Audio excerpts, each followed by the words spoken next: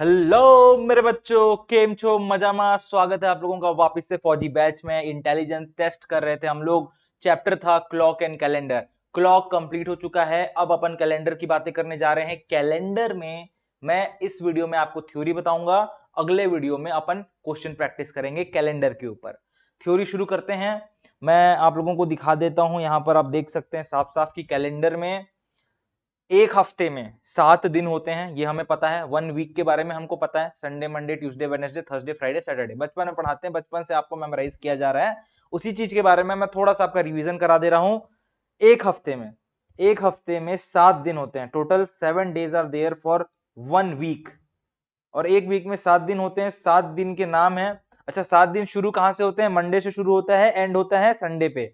इसीलिए संडे को बोलते हैं वीकेंड। क्या बोलते हैं संडे को? Weekend. है ना, आजकल थोड़ा जनरेशन बदल गया है। आजकल संडे और सैटरडे दोनों को वीकेंड बोलते हैं, क्योंकि आजकल बहुत सारे लोगों की छुट्टियां सैटरडे संडे दोनों होती हैं। हालांकि स्कूल्स में अभी भी संडे को ही सिर्फ छुट्टी मिलता है। तो आप संडे को वीकेंड बोलो, चाहे सैटरडे संडे दोनों को वीकेंड बोलो, कॉमन लैंग्वेज में दोनों ही सही है। बट प्रोफेशनली वीक एंड का मतलब क्या होता है? संडे, क्योंकि संडे को हफ्ता, वीक जो है वो खत्म हो जाता है, इसलिए वीक एंड। ठीक है। अभी ये 7 दिन आपको यहां पर दिख रहे हैं। 7 दिन के नाम है Sunday, Monday, Tuesday, Wednesday, Thursday, Friday, Saturday. इन सातों के हिंदी में नाम मैं आपको एक बार बता देता हूं। संडे का मतलब होता है रविवार। रविवार है ना, लिखने का जरूरत तो लग नहीं रहा मेरे को, मैं सिर्फ बोलता जाता हूं, आप लोग याद करने की कोशिश करिएगा। संडे को बोलते हैं रविवार। मंडे को बोलते हैं सोमवार। सोमवार। ट्यूसडे को बोलते हैं, ट्यूसडे को क्या बोलते हैं? मंडे ट्यूसडे, रवि, रविवार, सोमवार, शुक्र नहीं, शुक्र बोलते हैं क्या? फ्राइडे को बोलते हैं शुक्र। अरे मैं खुद ही भूल गया ट्यूसडे को क्या बोलते हैं। ट्यूसडे को बोलते हैं, चलो ट्यूसडे पे वापस आएंगे, एक बार ये कंटिन्यू करके देखते हैं।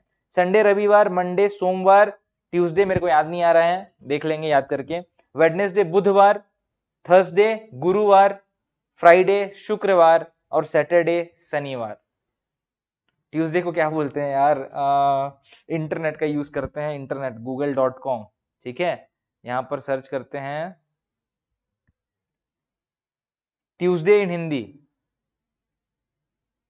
मंगलवार। हाँ अब याद आया, अरे मैं कैसे भूल गया था। इतनी अंग्रेजी में बच्चों को पढ़ाते पढ़ाते ना मैं खुद ही भूल गया कि हिंदी में क्या बोलते हैं।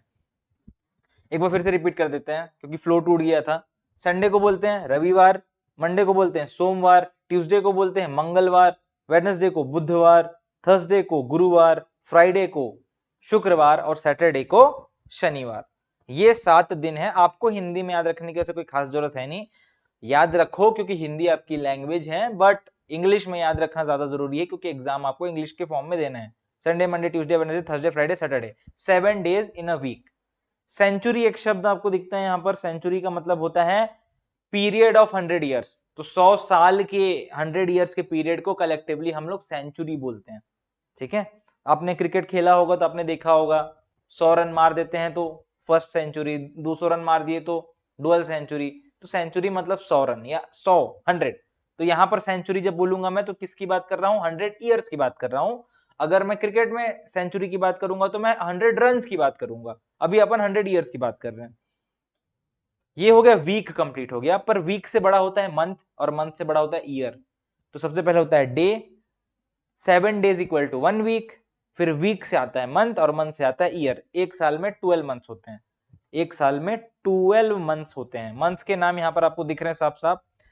यहां से है जनवरी, फेब्रवरी, मार्च, अप्रैल, मई, जून, जुलाई, अगस्त, सितंबर, अक्टूबर, नवंबर, दिसंबर। फिर से बोल रहा हूं, जनवरी, फरवरी, मार्च, अप्रैल, मई, जून, जुलाई, अगस्त, सितंबर, अक्टूबर, नवंबर, दिसंबर। 12 मंथ्स है हमारे एक साल में।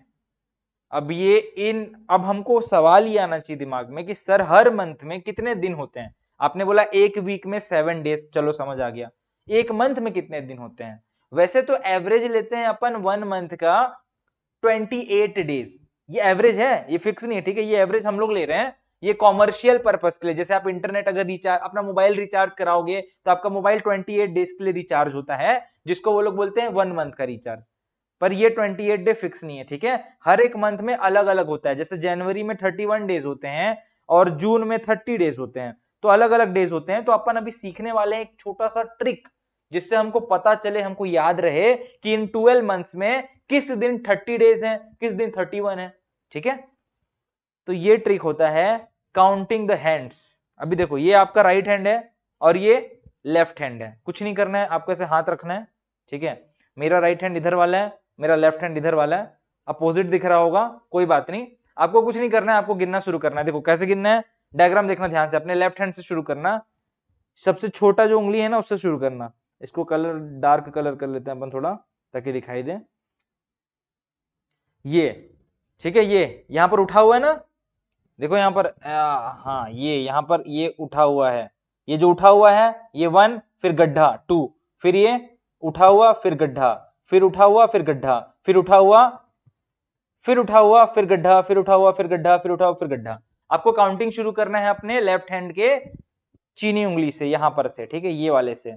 आपने स्टार्ट किया, आपने बोला यहां जनवरी, फिर गड्ढे में फरवरी, फिर ऊंचा मार्च, फिर गड्ढा में अप्रैल, फिर ऊंचा में मई, फिर गड्ढे में जून, फिर ऊंचा में जुलाई, फिर ऊंचा में अगस्त, फिर गड्ढे में सितंबर, फिर ऊंचा में अक्टूबर, फिर गड्ढे में नवंबर, फिर ऊंचा में दिसंबर। यहां पर आप कलर से डिफरेंशिएट देख लेना, यहां पर जो भी ऊपर है, जो भी हाइट वाले में है, वो रेड कलर में लिखा है जनवरी, मार्च, मई, जुलाई, अगस्त, अक्टूबर और दिसंबर, ये रेड में लिखा है। और जहां जहां गड्ढे पे है वो ग्रीन कलर में लिखा है, फरवरी, अप्रैल, जून, सितंबर और नवंबर। अब इससे हमको क्या पता चला, हमको पता चला कि जो जो रेड कलर में लिखे हैं या फिर जो जो ऊंचे हैं, टॉप पे हैं, जो गड्ढे पे नहीं है, जो टॉप पे हैं, उनमें होते हैं 31 डेज। तो हमने काउंट कर लिया, मान लो मेरे को बोला कि मार्च में कितने होते हैं, मैं बोलूंगा जनवरी, फरवरी, मार्च, तो मेरे को पता चल गया मार्च ऊपर में है, यानी कि मार्च में होते हैं 31 डेज। मेरे को बोला अप्रैल में कितने होते हैं, मैंने बोला जनवरी, फरवरी, मार्च, अप्रैल, अप्रैल गड्ढे पे है, यानी कि अप्रैल में 30 डेज होते हैं। तो जो ऊंचा में है उसमें 31 डेज, ऊंचा में 31 डेज और नीचे में 30 डेज। ये आपको पता चल गया ये वाले तरीके से। यहां पर एक एक्सेप्शन है, एक चीज आपको याद रखना है, फरवरी का केस। कौन सा? फरवरी का केस। तो फरवरी में वैसे तो 30 होने चाहिए क्योंकि फरवरी गड्ढे में आ रहा है, लेकिन फरवरी में 28 डेज होते हैं। तो ये रूल एप्लीकेबल है सबके लिए एक्सेप्ट फरवरी। फरवरी में 30 डेज नहीं 28 डेज होते हैं। और बाकी तो आपको ट्रिक पता चल ही गया कि किसमें 31 होगा, किसमें 30 डेज होगा। आप यहां से देख सकते हैं, यहां पर लिखा भी हुआ है हर उसके साथ। जैसे अगर मैं जुलाई की बात करूं तो लिखा हुआ है जुलाई का कि जुलाई में 31 डेज है, यहाँ पर लिखा हुआ है अगस्त में 31 डेज है, सितंबर में 30 डेज है, नवंबर में 30 डेज है, दिसंबर में 31 डेज है, अक्टूबर में 31 डेज है। सारा इस डायग्राम में लिखा हुआ है। पीडीएफ आपको अभी आपके पास अवेलेबल है ऐप पे, पीडीएफ खोल के आप आराम से दोबारा से देख सकते हैं। अभी वीडियो में आगे बढ़ने की कोशिश करते हैं। यहाँ पर हम थ्योरी को और थोड़ा एक्सटेंड करने वाले हैं। कैलेंडर में हमने वीक देख लिया, सेंचुरी देख लिया, ये छोटी मोटी चीजें हमको समझ आ गई। अब थोड़ा सा कॉम्प्लेक्स चीज, धीरे धीरे कॉम्प्लेक्सिटी थोड़ा सा बढ़ाना पड़ेगा हमको। क्या कॉम्प्लेक्सिटी हम बढ़ाने वाले हैं? यहाँ पर आप देख सकते हैं कि एक ऑर्डिनरी ईयर, यहाँ पर एक शब्द लिखा है ऑर्डिनरी ईयर। तो हम बात कर रहे हैं एक नॉर्मल ईयर की, हम बात कर रहे हैं एक नॉर्मल ईयर की। ये क्या हो गया रिमोट को, चल जा भाई, हाँ जी ठीक है। हम बात करें एक ऑर्डिनरी ईयर की, मतलब जो नॉर्मल साल होता है, जो एक नॉर्मल मतलब समझ रहे हो ना कि दो टाइप की चीजें होती है, एक नॉर्मल होती है, एक एक्सेप्शन होता है, मतलब जो कभी कभार आता है, और एक होता है जो बार बार आता है। तो ऑर्डिनरी ईयर जो होता है हमारा, उसमें अपन बोलते हैं कि हमारे 365 डेज होते हैं, हमारे 365 डेज होते हैं। अब 365 डेज को अगर मैं वीक्स में बांटूं तो कितने वीक होंगे? 365 को मैं डिवाइड कर दूंगा 7 से, 7 5 जा 35, बचा 1 15, 7 2 जा 14, बच गया 1। यानी कि 365 डेज में 52 वीक्स होते हैं और एक दिन एक्स्ट्रा होते हैं। तो 52 weeks plus 1 day becomes 365 days. तो एक ऑर्डिनरी साल में 365 डेज होते हैं। आगे मैं बताऊंगा कि एक लीप ईयर होता है जिसमें 366 डेज होते हैं, पर अभी समझते हैं ऑर्डिनरी ईयर क्या होता है। ठीक है, ऑर्डिनरी ईयर में 365 डेज होते हैं। ये ऑर्डिनरी ईयर्स जो होते हैं वो 4 से डिवाइड नहीं होते हैं, 4 से डिवाइड नहीं होते हैं।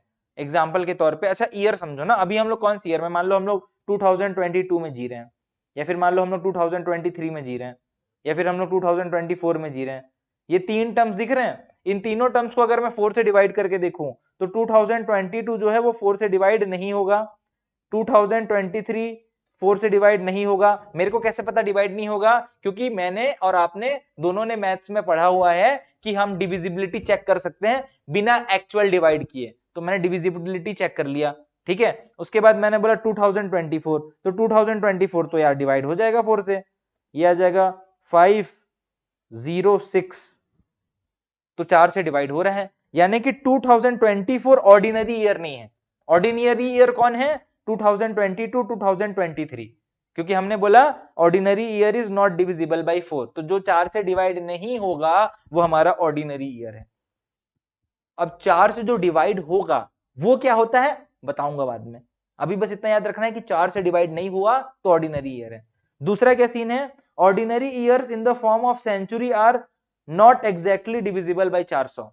अच्छा, यहां पर एक और चीज समझना, अभी जो मैंने नंबर्स लिखे हैं क्या ये सेंचुरी के फॉर्म में है? नहीं है। सेंचुरी के फॉर्म का मतलब होता है ऐसा ईयर जिसके लास्ट में आपको 2 जीरो दिखे, एग्जाम्पल 2000, एग्जाम्पल 1900, एग्जाम्पल 1800, इन सबके लास्ट में 2 जीरो है ना, तो जहां पर भी 2 जीरो लास्ट में आ रहे हैं वहां पर मैं बोल सकता हूं कि ये सेंचुरी के फॉर्म में है। अब इन तीनों का एग्जाम्पल लें अपन, तो अपन देख सकते हैं कि इसमें से 2000 जो है वो तो 400 से डिवाइड हो जाएगा, बहुत अच्छे।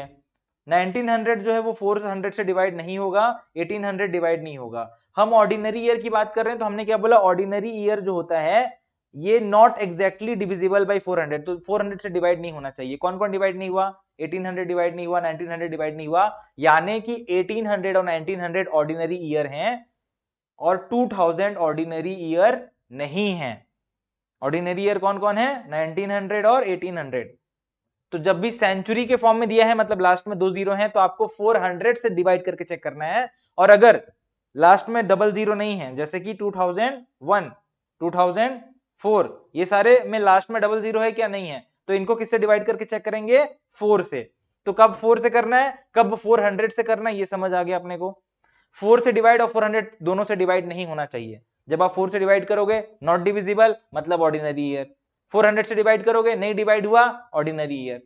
तो अपने को चेक करना है कि सर मान लो कि कोई 4 से डिवाइड हो गया या फिर 400 से डिवाइड हो गया, जैसे यहां पर ईयर 2000 400 से डिवाइड हुआ है, तो क्या वो तो ऑर्डिनरी ईयर नहीं हुए? तो फिर वो क्या हुए वो देखते हैं अगले स्लाइड में अपन। उससे कहते हैं अपन लीप ईयर। क्या कहते हैं? Leap year. समझो, जो भी ईयर, जो भी साल था, अगर वो 4 से डिवाइड नहीं हुआ या फिर 400 से डिवाइड नहीं हुआ कंडीशन के बेस पे, तो हमने बोला वो ऑर्डिनरी ईयर है। लेकिन अगर वो 4 से डिवाइड हुआ या फिर 400 से डिवाइड हुआ तो that will become a leap year. और लीप ईयर का मतलब होता है कि उस साल, जो लीप ईयर है उस साल में 365 डेज नहीं होंगे, 366 डेज होंगे। और 366 को अगर आप 7 से डिवाइड करोगे तो आपको रियलाइज होगा कि 52 वीक्स प्लस 2 डेज आते हैं। तो ऑर्डिनरी ईयर में भी 52 वीक्स थे लेकिन 1 डे था एक्स्ट्रा। लीप ईयर में 52 वीक्स हैं लेकिन डेज हैं 2 एक्स्ट्रा।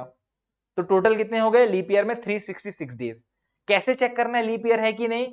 अगर कोई नॉर्मल नंबर है जिसके लास्ट में 2 जीरो नहीं है तो उसको अपन को 4 से डिवाइड करके चेक करना है। 2004, इसको 4 से डिवाइड करूंगा, डिवाइड हो जाएगा, इसकी वैल्यू आएगी 501। तो 2004 जो है वो एक लीप ईयर है, लेकिन क्या 2005 है? नहीं है, क्योंकि 2005 को अपन 4 से डिवाइड नहीं कर सकते। तो 2005 हो गया नॉर्मल ईयर। मतलब 2004 में टोटल डेज कितने थे? 366। 2005 में टोटल डेज 365। इसकी कहानी बहुत लंबी है कि ऐसा क्यों होता है सर कि एक में 366 रखा हुआ है और किसी में 365 रखा है, वो डिस्कशन करेंगे बड़े क्लासेस में। अपने को तो अभी बस ये याद रखना है कि लीप ईयर कौन सा होता है और लीप ईयर कैसे कैलकुलेट करते हैं कि कोई सा लीप ईयर है कि नहीं। लीप ईयर में 366 डेज होंगे, नॉर्मल ईयर में 365 डेज होंगे। हर 4 साल में लीप ईयर आता है। समझो कैसे? 2004 में लीप ईयर आया, फिर 2005 में नहीं आएगा, 2006 में नहीं आएगा, 2007 में नहीं आएगा, लेकिन फिर से 2008 में आ गया। तो हमने बोला कि 2004 में आया, उसके बाद 1 2 3 4 वापिस से आ गया। तो हर 4 साल में हमने बोला लीप ईयर आता है। और जिस लीप, अब कैसे चेक करना है लीप ईयर? जब किसी नंबर में लास्ट में 2 जीरो नहीं है तो 4 से डिवाइड करेंगे, और अगर लास्ट में 2 जीरो है तो 400 से डिवाइड करेंगे। इसका एग्जांपल मैंने बोला 400, 500, 600, इन तीनों में आप देख रहे हो कि लास्ट में 2 जीरो हैं। अगर 400 से डिवाइड करेंगे तो पहला वाला नंबर डिवाइड हो जाएगा, ये नीचे वाले दो नहीं होंगे। यानी कि जो ईयर 400 था, जैसे कि 2021, 22, 23, 24 है, 2025 है, 2027 है, वैसे ही 400 भी एक ईयर रहा होगा, क्योंकि ईयर तो स्टार्ट हुआ होगा 1 2 3 करते करते, तो अभी 2022 पहुंच गया, 2023 पहुंच गया, ठीक है। तो ये 400 जो है ये है लीप ईयर, इसमें होंगे 366 डेज। लेकिन ये जो 500 है, ये जो 500 है इसमें नहीं होंगे 366 डेज, इसमें होंगे 365 डेज, और नीचे वाले में भी होंगे 365 डेज। यहां से हमें समझ आता है अल्टीमेटली ऑर्डिनरी ईयर क्या होता है, लीप ईयर क्या होता है। ऑर्डिनरी ईयर में 365 डेज, लीप ईयर में 366 डेज। हर 4 साल में एक बार लीप ईयर आता है। अब सवाल आता है कि सर 366 डे अगर हो गया, एक दिन एक्स्ट्रा आ गया नॉर्मल से, तो वो एक दिन किस में ऐड करोगे? जनवरी, फरवरी, मार्च, अप्रैल, किस में ऐड करोगे? किसी में न किसी में ऐड करना पड़ेगा ना। तो हमने बोला यस, हम उसको ऐड करते हैं फेब्रवरी में। तो नॉर्मल जो ईयर होता है उसमें फेब्रवरी में 28 डेज होते हैं, और लीप ईयर में अपन +1 करके 29 डेज कर देते हैं। तो लीप ईयर में 29 डेज होते हैं, जबकि नॉर्मल ईयर में 28 डेज ही होते हैं बस। तो फेब्रवरी में वो एक्स्ट्रा दिन ऐड हुआ, जो लीप ईयर में एक्स्ट्रा 1 डे आया, वो किस में ऐड हो गया? फेब्रवरी में ऐड हो गया। ये हमारा कॉन्सेप्ट क्लियर होता है अपना लीप ईयर, ऑर्डिनरी ईयर वगैरह वगैरह का। ये दो थोड़ा सा डेटा है, कुछ इंपॉर्टेंट नहीं है, आपको मेमोराइज करना होगा करना, नहीं करना होगा नहीं करना। ये आपको अभी पीडीएफ में अवेलेबल मिल जाएगा। ये वीडियो का यहां पर हम लोग समापन करते हैं, और नेक्स्ट वीडियो में हम मिलेंगे। नेक्स्ट वीडियो में हम लोग सवाल करेंगे प्रैक्टिस कैलेंडर के बेसिस पे, लीप ईयर चेक करेंगे, लीप ईयर है कि नहीं है। और अगर अभी आज आज मान लो कोई डेट है और आज के दिन वेडनेसडे है, तो 100 दिन बाद कौन सा डे होगा, ये भी कैलकुलेट करना सीखेंगे अपन, ठीक है। अपन चेक कर लेंगे कि कौन से ईयर में 366 डेज हैं या किस में 365 डेज हैं। तो बहुत सारे कैलकुलेशन बेसिस पे अपन प्रैक्टिस करने वाले हैं नेक्स्ट वीडियो में। आई होप आप लोगों को ये वीडियो समझ आ गया होगा, सारी थ्योरी कॉन्सेप्ट क्लियर हो गई होगी, आपको प्रीवियस वीडियो में क्लॉक समझ आ गया होगा, ये कैलेंडर तो अच्छे से समझ आ ही गया। तो इसको थोड़ा सा रिवीजन करो, नोट्स को देखो, जो पीडीएफ अवेलेबल है इसका डेटा वो एक बार चेक करो, उसमें भी पढ़ाई करने की कोशिश करो, जो चीजें रटनी है रटो, जो समझनी है समझो। तब तक के लिए मिलते हैं, धन्यवाद, जय Hind and God bless you all.